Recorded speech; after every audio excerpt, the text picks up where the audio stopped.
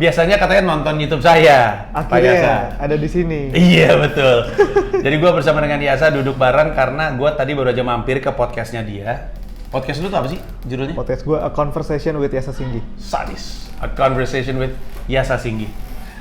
Dan gue lagi keliling-keliling mencoba untuk menjelaskan perilaku saya di Twitter terkait 0044. Nah sekarang gue ketemu karena gue pikir ini kesempatan yang tepat untuk ngobrol juga sama Yasa soal entrepreneurial. Ya, itu sebenarnya gue bingung Mas, karena gue nggak ada masanya kenapa lu ngajak gue awalnya tuh. Lalu gue bingung sih itu, maksudnya si Mas Panji ngajak ke podcast gue kan nggak terkenal kayak Ruby, kayak Magna Talks gitu. Bukan aspek jumlahnya sih. Oh gitu. Nggak, kalau gue tuh selalu yang penting bukan berapa banyak tapi siapa. Oh, oke. Siap. Iya, karena gua rasa, maksudnya sebagai brand ya, Yasa Singgi juga sudah terkenal sebagai seorang serial entrepreneur.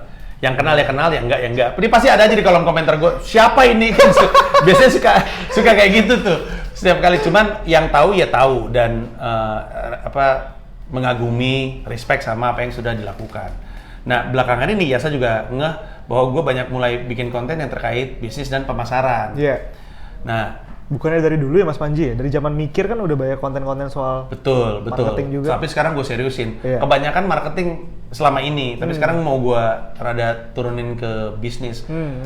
Sebelum gue masuk ke lu, bener nggak sih salah satu dampak dari pandemi, selain hilangnya pekerjaan, adalah lahirnya pengusaha sebagai dampak dari itu? Karena gue perhatiin banyak banget yang tiba-tiba bisnis gitu. Okay. Setidaknya berdagang gitu. Mulai berwirausaha, jualan ini, jualan itu, ya nggak sih?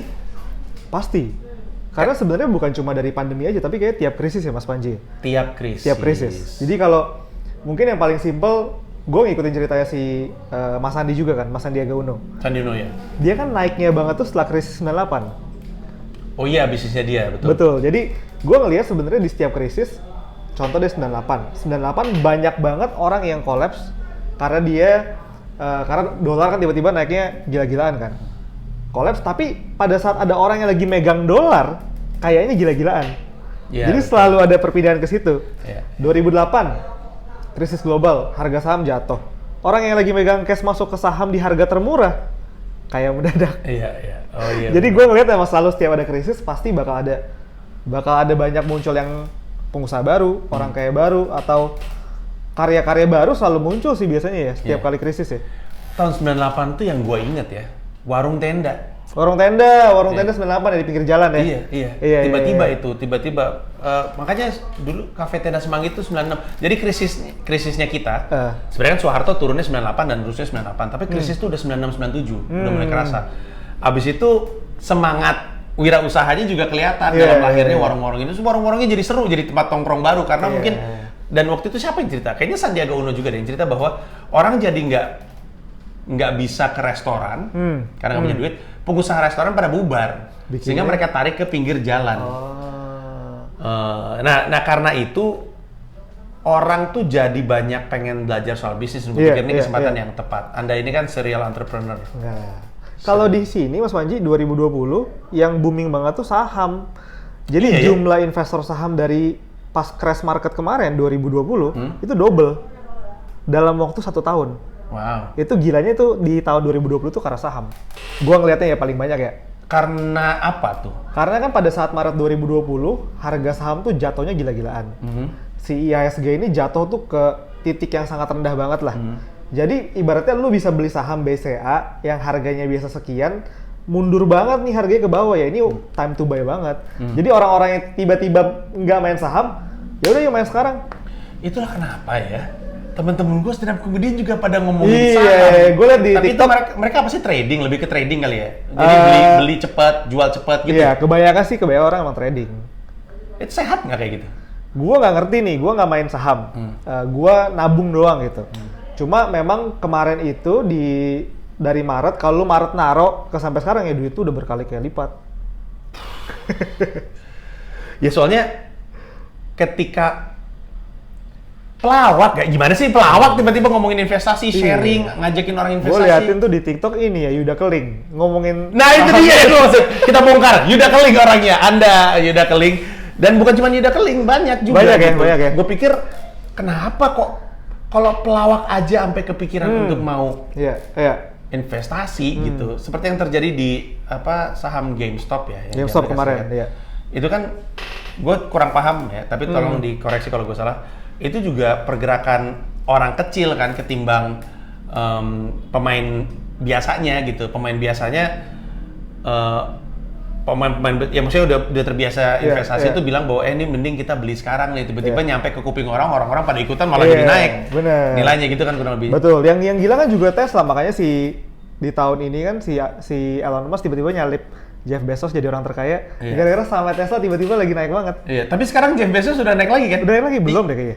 Kemarin soalnya ada beritanya kalau gue nggak salah ya si siapa namanya si Bezos. Jeff Bezos nyusul lagi Elon Musk, tapi gue juga nggak tahu kenapa. Iya.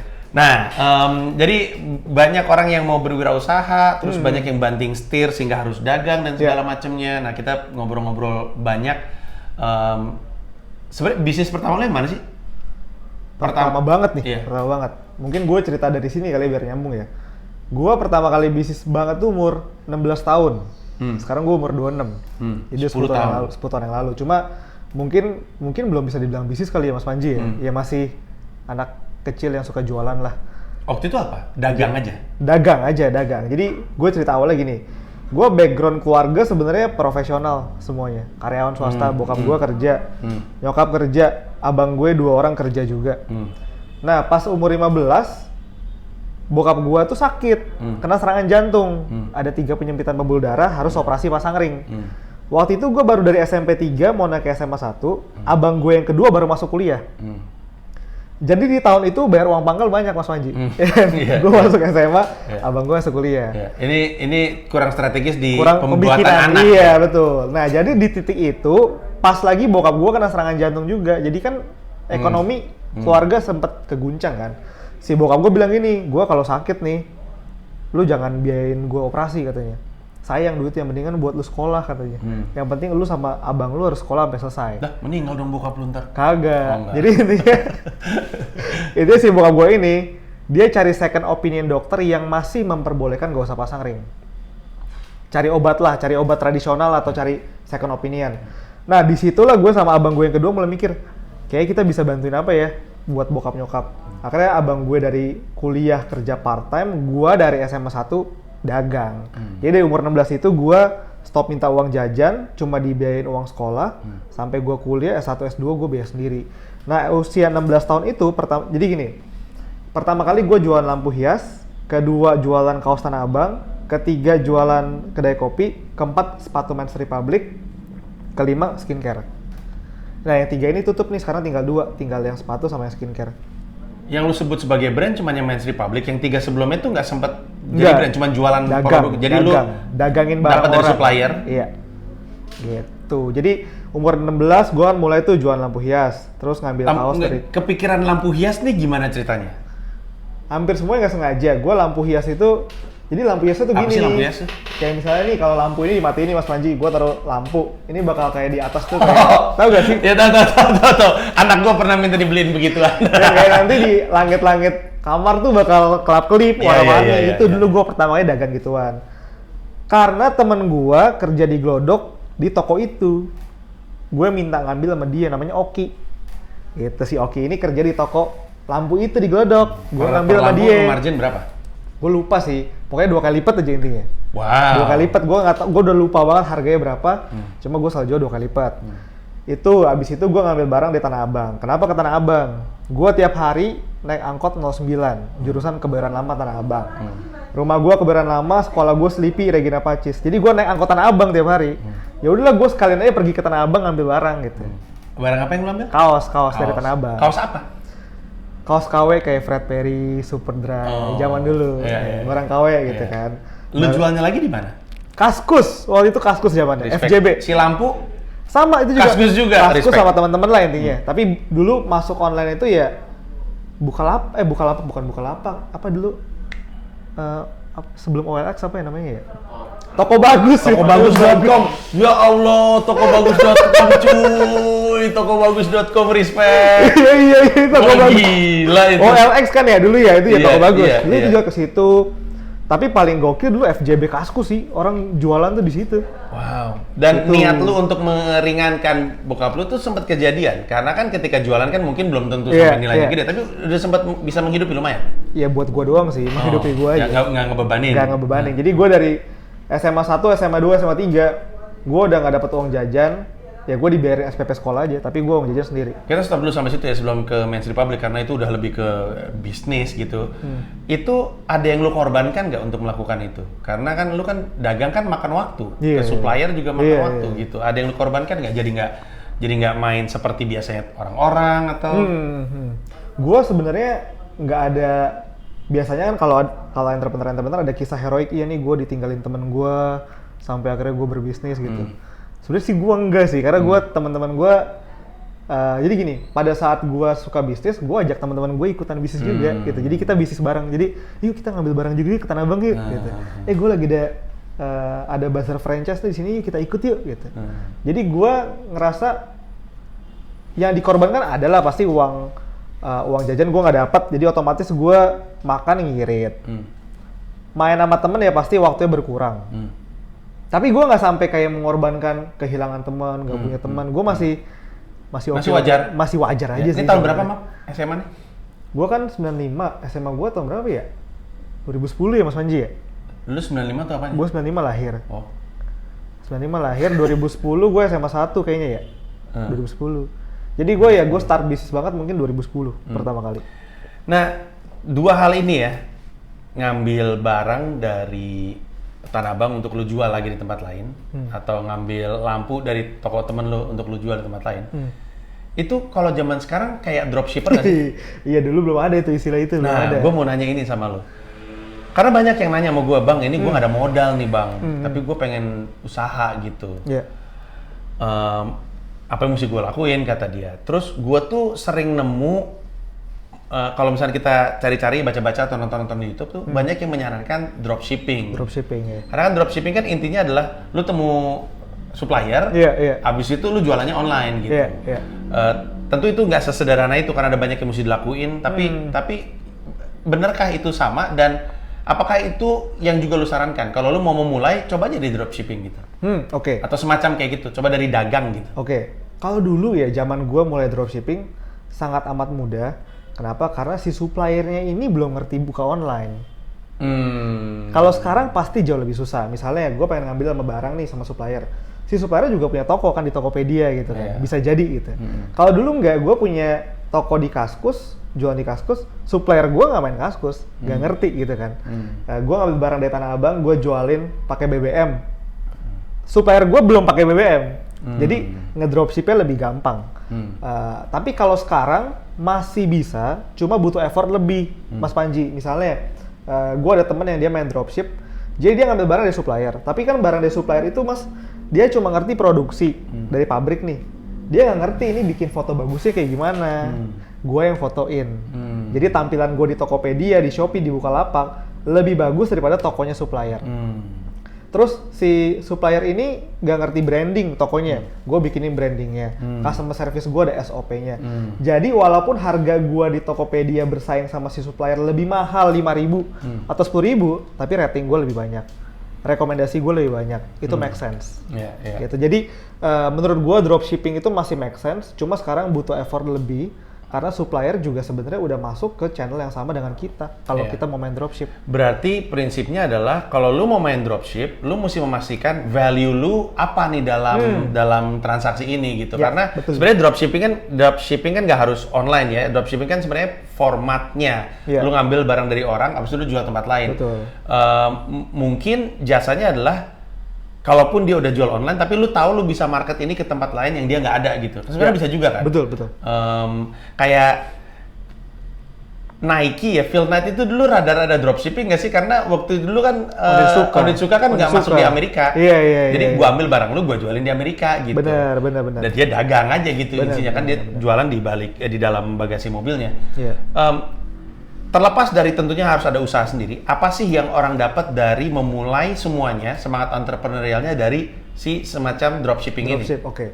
Mungkin gini, kalau orang mungkin gini, kalau tadi Philnite mungkin dia jatuhnya bukan dropshipping karena dia keluar modal beli kali ya. Oh. Kalau dropship itu Mas Panji lebih ke gue mulai cuma minjem foto lu dong gitu. Gue jualin foto aja, ada yang beli baru gue bayar ke lu gitu.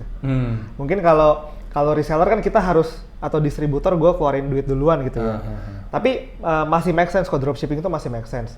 Nah sebenarnya menurut gue dropshipping itu cuma untuk kickstart aja. Untuk lu ngemulai. Misalnya ya, pada saat gue pengen bikin sepatu, mungkin lebih baik gue jualin sepatunya orang dulu, sampai gue ngerti orang tuh suka sepatu yang kayak gimana. Gue baca datanya, gue ngerti ngelayani orang kayak gimana. Baru pada saat gue pengen bikin brand sendiri, produk sendiri, karena gue udah punya data jualan ke 1.000 orang nih selama setahun. Gue tahu 1.000 orang ini suka ukuran berapa, 41, 42, 43, nyetoknya yang mana, warna apa, stylenya kayak gimana, sehingga pada saat gue produksi brand sendiri, resiko gue lebih kecil, karena gue udah belajar dari dropshipping tanpa modal selama setahun terakhir, gitu. Ya berarti manfaatnya adalah lu dapat data. Dapat pengalaman, ya lu latihan lah, exercise dulu. Dan belajar basic jualan gitu. Belajar basic jualan. Tapi ada sesuatu yang tadi lu sempat ceritakan, kalau misalkan lu lagi bisnis, lu suka ngajak temen lu, ayo bantuin gue ya segala macam. Itu pada akhirnya orang itu ikut dibayar nggak? Dan kalau misalkan akhirnya dibayar, berarti kan lu udah mulai ngajarin, gue dapat duit, untung gue berapa, gue bisa kasih dia berapa, udah mulai belajar dari situ. Iya. Jadi dulu misalnya ya, ini waktu gue SMA misalnya gue tahu nih ngambil dari Tanah Abang, gue ajak gitu teman-teman gue, lu ngambil juga dari Tanah Abang.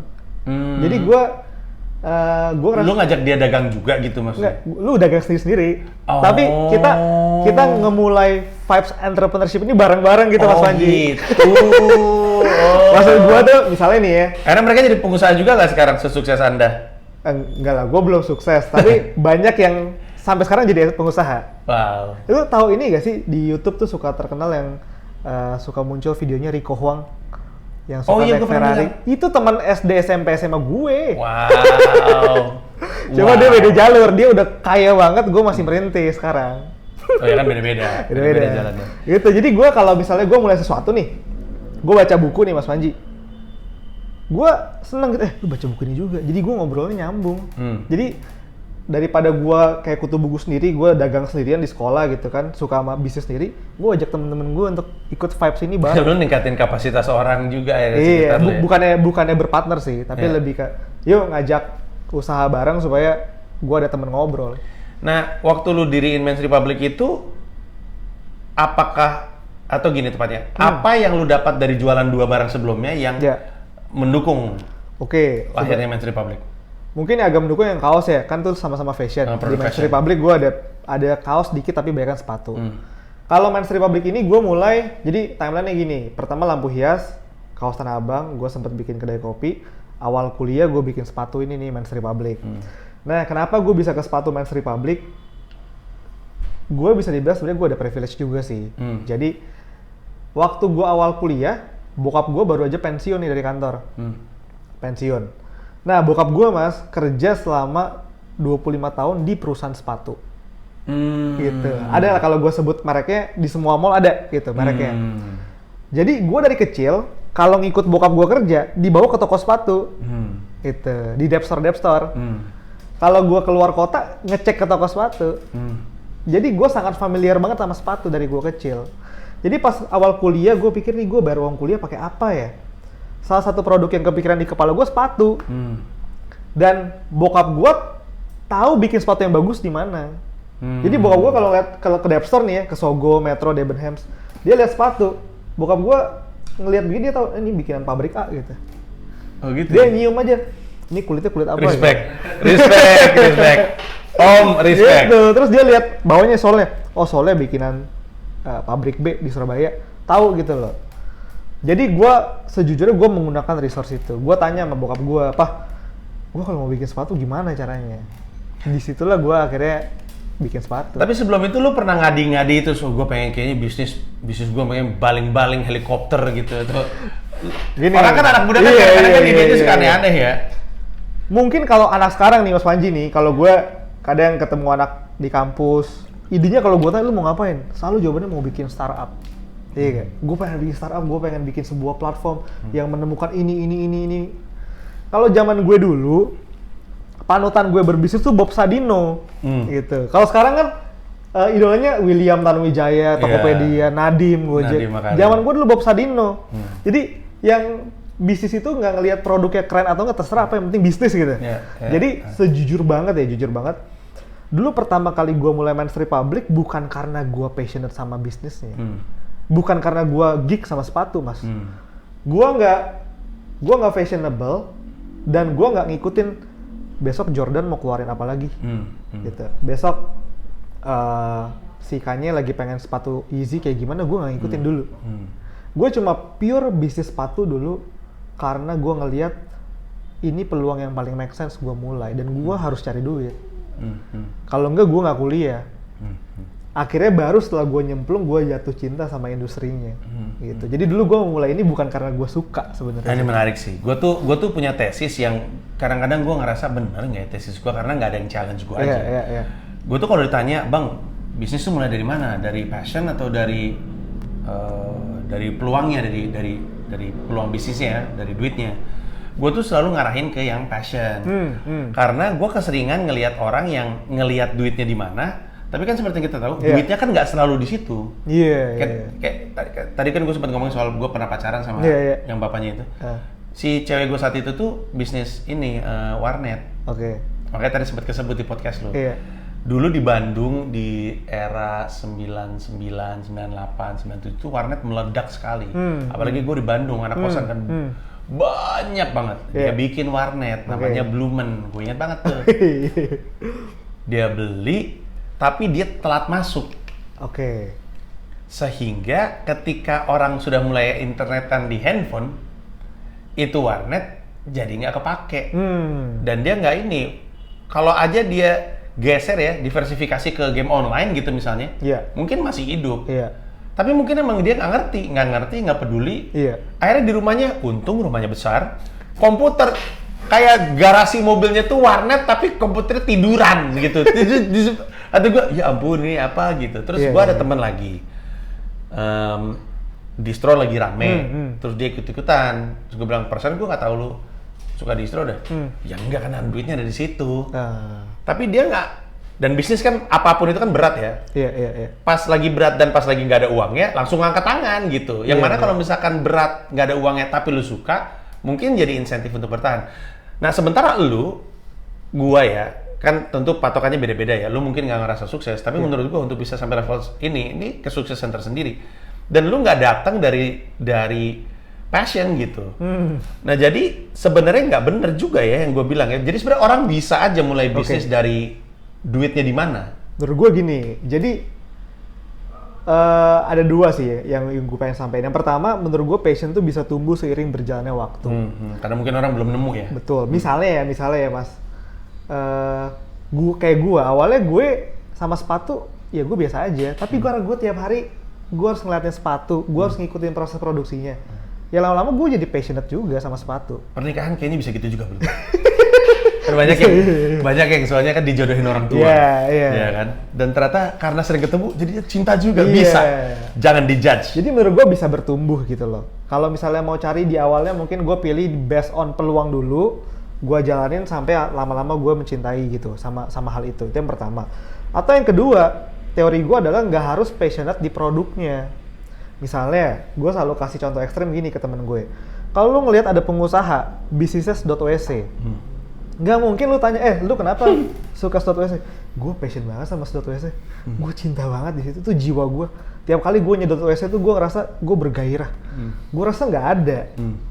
Orang milih bikin bisnis .wc ya simple karena ada peluangnya. Ini ngebantu orang, dibutuhkan sama orang, ya gue fulfill the demand aja. Terus gue juga nggak ngerasa kayak misalnya anggaplah pengusaha gede banget siapa gitu, Pak Ciputra atau Pak CT gitu, dari mungkin 100 bisnis dia mungkin yang dia suka banget sama produknya mungkin gue rasa nggak nyampe 10%. Make sense. Tapi sebenarnya dia passion di mana sih? Mungkin dia passion di building something from scratch. Mungkin dia passion di, gue demen aja ngegedein sebuah brand. Gue passion aja di ngebangun timnya. Gue nge-passion aja di proses dealingnya. Jadi passion di proses juga itu penting, nggak harus passion di produknya. Jadi itu sih dua hal yang pengen gue sampaikan. Satu, passionnya bisa tumbuh sendiri ke produk itu. Atau kedua, mungkin lu juga nggak harus maksain passion ke situ. Ya lu passion di proses ngebangun bisnisnya yang lu suka. Iya, masuk akal. Karena lu tadi ngomongin soal sedot WC ya. Gue punya temen di Medan. Gue tahu dia dari basket. Adiknya atlet basket, atlet profesional. Tapi dia senang sama gue, senang lawakan gue dan segala macam. Terus dia jemput gue, kata Anji kita jalan yuk gitu. Mobil bagus banget, ceweknya cakep banget, dianya gaya banget. Terus kita ngobrol, makan segala macam. Terus lu pasti nggak tahu ya, atau dia bilang lu pasti nggak kebayang ya sebenarnya gue bisnisnya apa. Dia bisnisnya sampah. Dua, sampah aluminium sama sampah kulit jengkol. Baru pertama kali denger tuh gue tuh, sampah kulit jengkol. Betul. Jadi kerjanya tuh ngumpulin aluminium untuk diolah jadi kayak gini-gini nih. Oh, itu ya, gagang pintu. Iya nih. Oh itu, ya. Itu yang kalau misalnya pintu tuh slotnya. Iya. Jadi dia kerjanya bikin beginian nih. Terus kulit jengkol jadi pupuk. Kulit jengkol jadi pupuk? Baru tahu tuh gue. Gue juga baru tahu gara-gara dia. Jadi kulit jengkol tuh kalau dikumpulin tuh jadi pupuk apa gitu. Terus dia bilang, jadi gue kalau lagi operate bisnis gue, itu tuh kayak gembel, Ji. Gue nggak mandi, kaos gue compang-camping, celana pendek, pakai sendal, tapi itu bisnis gue. Tapi ini semua yang lu lihat, ini duit sampah. Terus dia bilang gini, tahu nggak kenapa? Sebenarnya bisnisnya bisnis orang tua, tapi dia terusin dan dia niatkan untuk emang gue pengen terusin. Dia bilang, tahu nggak kenapa gue ada di bisnis sampah? Karena kalau ada yang tidak akan pernah habis selama masih ada manusia adalah sampah. Kata gue, gila nih orang, respect ini orang. Selama masih ada manusia akan selalu melahirkan sampah. Dan sampahnya seseorang selalu jadi emas untuk yang lain kan. Iya. Jadi memang benar juga. Jadi kalau ditanya orang ini kan nggak mungkin passionnya sampah. Nah iya benar. Jadi menurut gue nggak ada salahnya sih. Mungkin jangan sampai ada orang yang punya passion dan ngerasa, oh berarti gue nggak usah ke passion gue deh. Nggak juga sih. Mungkin tiap orang nemuin jalan pertamanya beda-beda. Mungkin lu pernah dengar Mas konsep Ikigai ya? Tahu gak konsep Ikigai? Gue sering denger terus terang, tapi gue nggak gitu paham. Jadi sering disebut-sebut tuh Ikigai. Ikigai itu kayak konsep dari Jepang. Intinya kalau pengen karir lu maju, lu harus punya 4 hal. Yang pertama, apa yang lu suka. Kedua, lu bagus di situ, di hal yang lu suka. Yang ketiga, dunia membutuhkan itu. Dan yang keempat, ada yang mau bayar. Ini kalau di Jim Collins nih hedgehog konsep. Hedgehog, iya betul. Cuman kurang satu. Betul. Kurang lebih kayak gitu. Nah, menurut gue nggak harus memulai sesuatu tuh lu nemuin 4-4-nya dulu. Mungkin lu mau mulai dari apa yang lu jago. Ya nggak apa-apa. Lu mau mulai dari apa yang lu suka, nggak apa-apa juga. Atau lu mau mulai dari yang gue butuh hidup gitu loh. Misalnya ada orang yang butuh hidup, nggak bisa makan besok, lu suruh mulai dari passion kan juga nggak masuk akal kan. Ya lu mulai dari apa yang paling bisa menghasilkan buat lu. Cuma idealnya mungkin seiring berjalannya waktu lu harus menuhin 4 hal ini. Gitu aja sih, maksudnya jangan ngerasa oke deh kalau gitu yang satu ini nggak penting, satu ini aja. Menurut gue semuanya penting untuk bikin ini komplit, cuma lu nggak harus nunggu semuanya ada untuk lu ngemulai di situ. Oke, dan ketika lu menjalankan bisnis ya, kayak si Men's Republic ini udah berapa lama? Men's Republic 5 tahun. Oke. Kan gini ya, kan gue sering bilang dan gue yakin lu juga mungkin pernah dengar bahwa lu bisa foto yang bagus, bukan berarti bisa jadi dapat duit dari fotografi. Atau gue sering bilangnya, lu bisa ngelawak belum tentu bisa hidup dari lawak gitu. Bisa ngedesain kaos belum tentu bisa hidup dari desain kaos, karena yang satu aspek berkaryanya, yang satu nyari duit dari berkaryanya. Dan itu menarik karena pasti banyak yang pengen bisnis sepatu karena dia passionate-nya di sepatu. Tapi kan suka sepatu kan beda sama sekali dengan bisa berbisnis sepatu. Nah, aspek bisnis yang paling sering orang lalai ya, itu apa gitu? Kayak misalnya orang bilang yang penting ide. Ternyata kalau lu nggak punya pembukuan yang baik, gue tuh kadang-kadang suka kagum, lu tuh ini kan apa sih nama steak Abuba, tahu. Gue tuh paling seneng denger cerita-cerita yang dulu tuh itu tuh cuman segini, tiba-tiba jadi banyak gitu. Tahu nggak? Kadang-kadang kita mikir, ya kan Abuba tuh kan legendnya tuh warung di rumah ya, apa sih di daerah Cipete kalau gue nggak salah.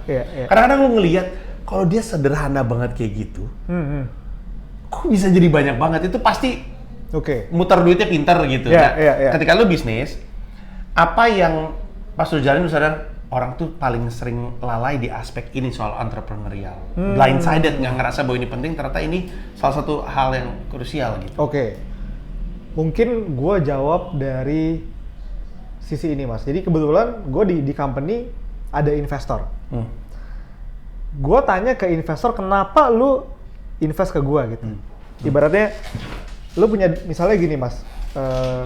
Si investor punya duit. Logiknya ngapain lu invest ke gue kalau dengan duit itu lu bisa bikin hal yang sama dengan gue? Betul gak? Kalau misalnya lu punya duit yang jauh lebih banyak, ya lu bikin aja kopiannya gue, bisnis gue, dan lu bisa mungkin jauh lebih gede gitu. Tapi si investor bilang, ya yang gue nggak punya adalah elunya. Lu sebagai entrepreneur. Gue punya duit. Gue punya duit, tapi nggak punya orang. Gue nggak punya lu, gue nggak punya mentality kayak lu, gue nggak punya eksekusi kayak lu. Jadi menurut gue, seiring berjalan waktu nih, yang paling penting sebuah bisnis adalah si entrepreneurnya. Mentality kita sebagai entrepreneurnya. Iya, karena duit mah orang banyak ya. Benar, misalnya ya, kalau kita ngeliatin misalnya kayak misalnya Airbnb. Itu Airbnb dari pertama kali itu bisnis dia pitching ke investor, Mas Panji, sampai sekarang, itu model bisnisnya udah berubah tuh berkali-kali, tuh muter-muter. Jadi nggak peduli sebenarnya bisnisnya apa, itu bisa diubah seiring berjalannya waktu kalau si entrepreneur terus ngedrive untuk terus maju. Bisnis-bisnis gede kayak misalnya Netflix. Netflix itu orang suka bilang Netflix itu bisnis teknologi terbaru yang keren. Tapi orang nggak tahu Netflix itu perusahaan tua. Itu perusahaan rental DVD. Tapi berhasil untuk agile, beradaptasi sama zaman, sampai shifting kan sampai kayak sekarang kan. Jadi online streaming. Jadi it's not about the business. It's about who is the man behind the business. Jadi menurut gue yang paling penting adalah elunya, kitanya sebagai entrepreneur. Makanya gue percaya bisnis itu adalah refleksi dari entrepreneurnya. Kalau bisnisnya stuck, pasti kita sebagai entrepreneur juga lagi stuck biasanya. Gue sih ngerasa gitu dulu. Gue lagi, paling simple deh, 2-3 tahun lalu gue lagi stuck, utang banyak. Setelah gue pikir-pikir, hidup gue juga lagi berantakan pada saat itu. Gue insomnia, berat badan gue itu 100 kilo, sekarang 82, 18 kilo gitu. Jadi gue ngerasa bisnis itu adalah refleksi dari diri sendiri. Kadang orang gini, gue pengen mulai bisnis tuh, gue belajar ilmu marketing, ilmu apa. Tapi sebenarnya yang paling susah dipelajarin dan kadang nggak ada bukunya ya, ilmu di lapangan, mental lu kuat sebagai entrepreneur. Untuk terus maju, untuk terus bilang nggak nyerah, untuk bisa bertepuk tangan buat diri lu sendiri gitu. Pada saat semua orang udah nggak yakin sama lu gitu. Jadi gue selalu bilang, kalau mau jadi entrepreneur, mental lu dulu nomor 1. Itu yang paling penting. Tadi ada bagian yang menarik dalam pembahasan lu ya soal investor. Dan apalagi orang invest ke lu ya, dan gue nggak tahu ada berapa kali ada orang invest ke lu, tapi kalau pada akhirnya bisnisnya bisa berubah-berubah, bisnis modelnya bisa berubah-berubah, terus yang investor cari ketika dia naruh apa dong? Kalau misalkan bukan karena ide awal dari ide bisnis tersebut gitu, kenapa nih kayak Airbnb? Kenapa waktu itu investornya mau naruh duit? Dan kenapa ketika bisnis modelnya berubah, nggak dia tarik? Karena kan bukan bisnis yang sama. Jadi apa gitu ya orang yang cari ketika invest? Biasanya pasti orang invest itu dia pengen growth dari titik A ke titik Z gitu lah. Dia punya duit, gue punya duit 1M, gue invest ke Comika, gue berharap 1M gue ini 10 tahun lagi anggaplah jadi 100M gitu, naik 100 kali lipat. Tapi sebenarnya kalau gue lihat dan gue perhatiin ya, gue nggak peduli sebenarnya mau pakai lewat Comika atau pakai apa. Gue cuma mau dari titik A ke titik Z. Nah, dari titik A ke titik Z, yang bisa ngebawa itu apa? Apakah bisnisnya, apakah orangnya? Yang lebih penting adalah orangnya. Karena orangnya mau pakai kendaraan apapun, kalau emang orangnya jago, dia bakal bisa ngebawa gitu. Jadi yang dimau investor adalah growth-nya kan. Perubahan dari A ke Z. Uang gue bertumbuh nih, dibandingin gue naruh di deposito, gue taruh ke lu karena gue ngerasa growth-nya lebih cepat. Mungkin di setahun 2 tahun pertama nggak ada growth-nya, tapi mungkin tahun ke-10 growth-nya maksimal. Dan gue sebenarnya nggak peduli bisnisnya apa. Ya mungkin peduli di ide awalnya gitu ya.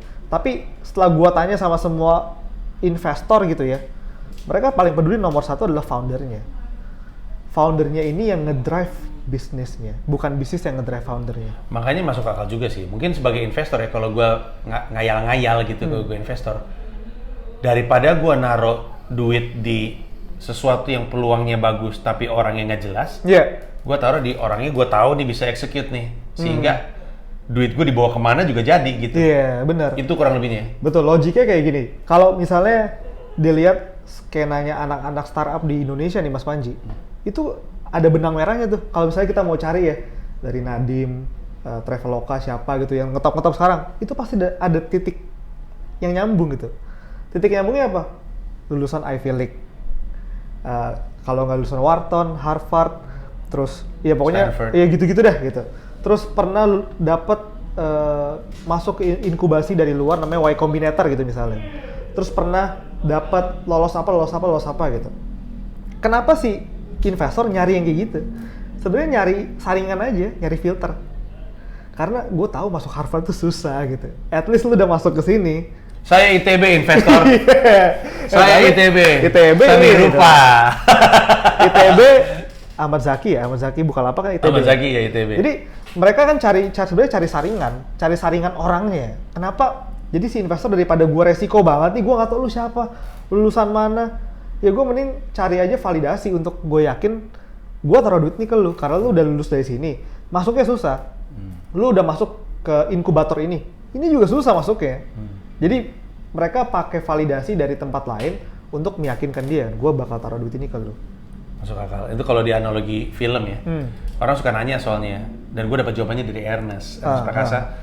Orang suka nanya kenapa sih banyak banget film yang dari buku. Karena kalau dari buku berarti sudah lewat editor. Iya, benar. Jadi udah proofread, udah proven bisa jadi barang yang bisa dijual gitu. Benar. Lebih sederhana gitu daripada mesti kembangin dari nol dan udah ada audience gitu. Benar. Dan misalnya nih Mas Panji, misalnya ada 2 stand up komedian nih. Yang satu dia bikin saingannya Comika lah misalnya ya. Yang satu lagi lu bikin Comika nih. Anggaplah omsetnya Comika lebih kecil atau Comika baru mulai, nggak ada omset sama sekali. Tapi yang ini udah ada omsetnya. Tapi kalau gue sih sebagai investor, gue akan lihat foundernya dulu sebelum gue lihat ke keuangannya. Foundernya ini meyakinkan apa enggak kalau gue jadi investor nih. Karena menurut gue yang paling penting dari bisnis adalah si foundernya bisa ngegedein. Bisnis model bisa berubah-berubah, marketnya bisa berubah, segmentasi bisa berubah. Tapi founder yang akan terus ngebawa ini, gitu. Makanya nomor 1 sih menurut gue adalah kitanya. Dan temen gue cerita ya, banyak banget investor tuh bahkan nggak pengen ngelihat pembukuan lu.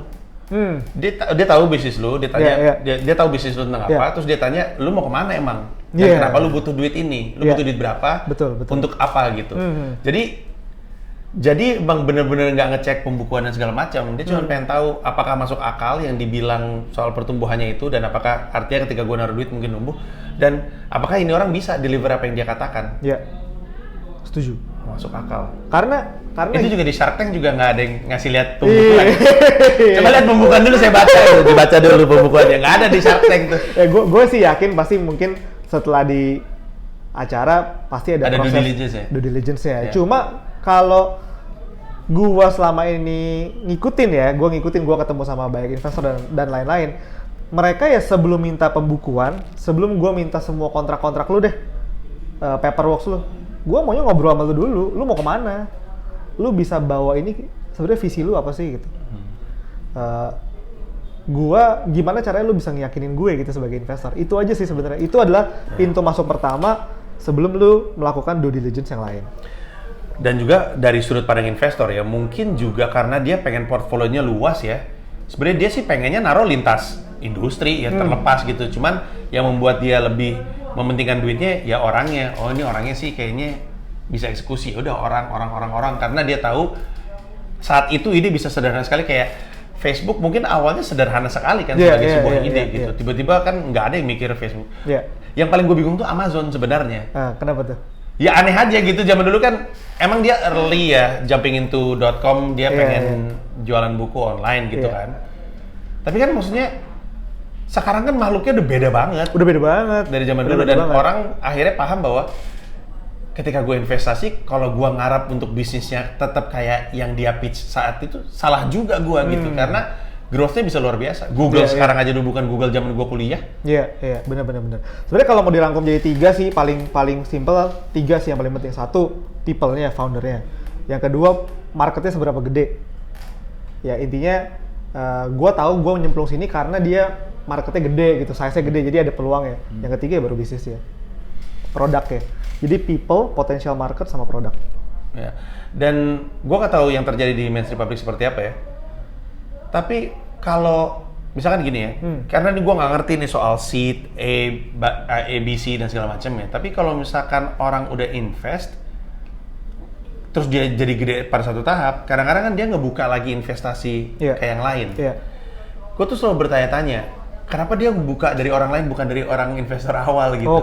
Misalkan gini kan, lu punya bisnis, gue taruh 1M di lu, terus kan grow nih. Terus kan ada kebutuhan lagi. Ini kalau mau grow-nya lebih eksponensial, gue buka lagi lah gitu. Kenapa dia mintanya ke sana, nggak mintanya ke sini? Gitu? Jadi gini mas, sebenarnya bisnis gue ini bukan bisnis yang aplikasi yang kayak tech company yang dapat funding ini banyak nih. Bisnis gue kan bisnis konvensional yang hanya meleverage tech gitu. Ya gue jual sepatu lewat online. Jadi sebenarnya series fundingnya tuh nggak banyak. Dan gue bukan perusahaan bakar duit. Tapi gue bisa jawab itu gitu. Jadi gini, misalnya jawaban pertama adalah kalau satu investor dia invest lagi, kontrolnya terlalu gede Mas Panji. Oh, kita jadi ngasihnya terlalu gede. Kalau ada satu pihak terlalu gede nggak bagus. Jadi terlalu under control dia, itu yang pertama. Yang kedua, mendingan cari yang lain untuk nambahin edit value lain Mas Panji. Misalnya nih, gue bikin sepatu, gue diinvest sama Mas Panji. Selama 3 tahun growth-nya bagus. Tapi pas gue pengen scale lagi, mendingan gue jangan cari komedian deh, mending gue cari artis lain, karena mungkin ada koneksi yang Mas Panji nggak punya, si ini punya. Tapi kalau Mas Panji lagi yang masuk, kan value-nya sama dengan 3 tahun yang lalu. Ya mungkin ada penambahan dari sisi materinya, kita dapat suntikan modal lagi. Tapi lebih bagus kalau kita kan diversified, si investor kita jadi banyak nih, jadi koneksi yang kebuka banyak. Misalnya Mas Panji itu bawa value add-nya itu di public speaking, dia bisa ngajarin gue public speaking nih. Tapi mungkin ada tokoh lain yang bisa ngajarin gue finance yang Mas Panji nggak bisa. Makanya gue cari dia juga. Berarti sebenarnya dari sisi kita yang pebisnis, kadang-kadang kita pilih investor juga ya. Kemana kita mau minta duit tuh, kita cek dulu nih portfolionya kayaknya apa, kelakuannya dia ke bisnis yang diinvest seperti apa. Sebenarnya yang kalau gue pribadi, gue cari investor yang bisa bawa value add apa, bukan bawa duitnya seberapa. Risetnya gimana? Risetnya dari portofolio dia bisa, dari track record dia lah misalnya. Misalnya gini, salah satu investor yang masuk ke gue tahu track record dia udah ngerjain apa, seberapa gede bisnisnya, dan gue ngerasa pengalaman dia itu kalau dibawa ke gue itu bisa naikin gue. Di situ gue ngerasa klop, bukan ngerasa duitnya, karena kalau misalnya kita nggak ngambil value add selain duit, mendingan ke bank dong Mas Panji. Iya ya. Karena kan kita nggak bagi equity, kita nanti balikin. Tapi kalau ke investor ini kan kita bagi saham. Gue kayak nikah sama lu di perusahaan nih, gue berbagi semuanya sama lu.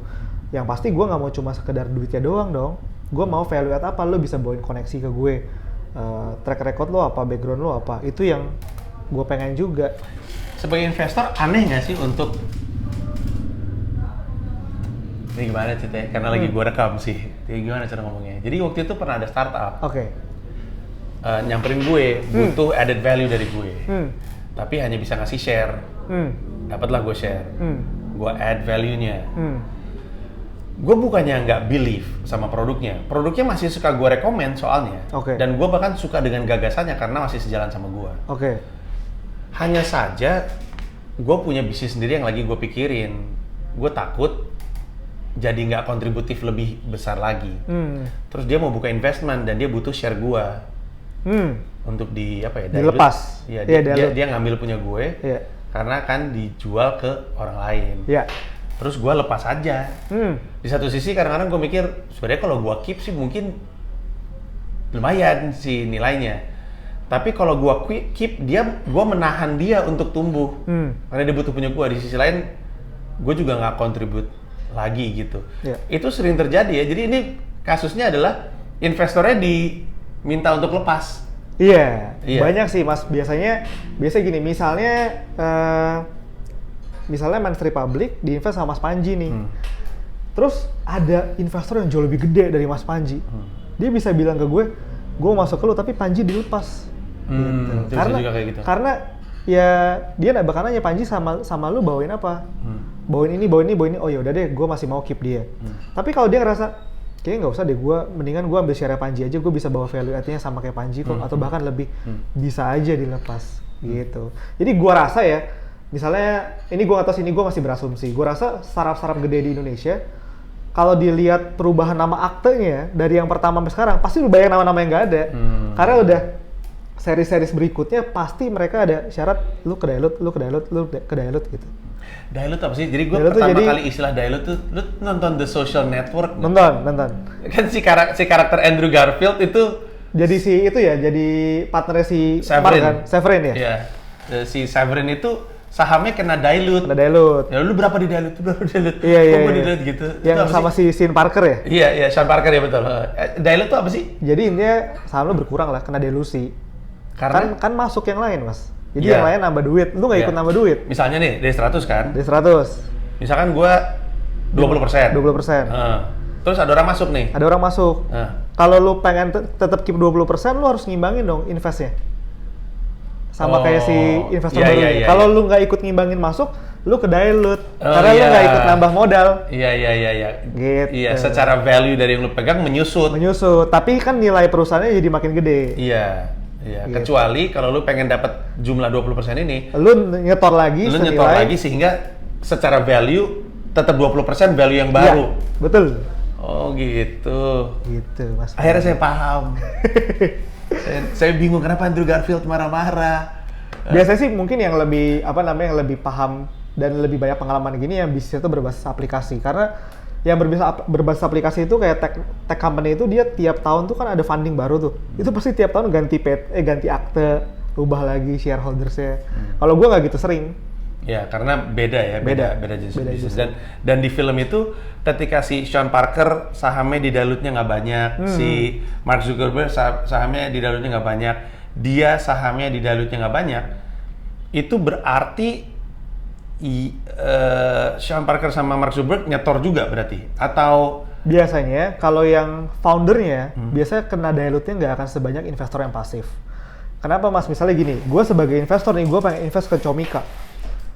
Kalau lu disisain saham 0,5%, Mas, di dilute-nya gede, lu pasti udah nggak ada semangat lagi.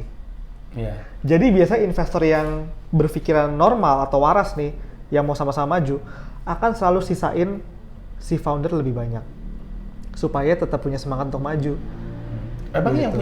yang punya keputusan si salah satunya adalah investornya karena dia bawa duit ya? Karena dia bawa duit, betul. Nah biasanya si founder itu jadi selalu, misalnya anggaplah lu kena dilute-nya banyak nih ya. Founder biasanya nggak kena dilute-nya banyak. Karena satu, dia biasanya dapat ESOP lagi, estimated stock option. Jadi ibaratnya kalau lu kerja sekian, dapat achieve sekian, lu dapat berapa persen lagi. Tujuannya adalah untuk bikin si founder itu terus ngerasa nyaman sih, dan ngerasa terus ini perusahaan punya gue. Kalau tiba-tiba di dilute-nya gede banget, pasti dia ngerasa gue cabut aja deh. Gitu. Yang terjadi sama si namanya Tex Severin ya kalau nggak salah ya. Eduardo Saverin. Eduardo Saverin. Akhirnya ngerasa dicurangin terus dituntut balik. Iya. Terus akhirnya dapat duit kayaknya. Sedih sekali itu film. Itu salah satu film favorit gua karena gue suka penulisnya dan suka sutradaranya. Obrolan udah semakin berlarut-larut nih, udah agak terlalu berat untuk gua upload jatuhnya ntar. Jadi gua berterima kasih, Yasa, terima kasih banyak atas ilmunya. Thank you, Mas Panji. Senang bisa belajar sama orang yang tahu bisnis, pernah eksekusi, banyak pengalamannya, in and out gitu. Jadi semua sisi itu dilihat gitu.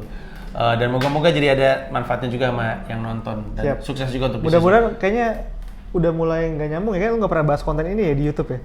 Sampai konten bisnis kayak deep kayak gini, ngomongin investment segala macam. Nggak pernah. Ini nggak pernah ketemu orangnya. Iya. Akhirnya ketemu orangnya. Terima kasih banyak. Thank you, Mas Panji. Sukses terus, thank you. Siap. Thank you. Bye-bye.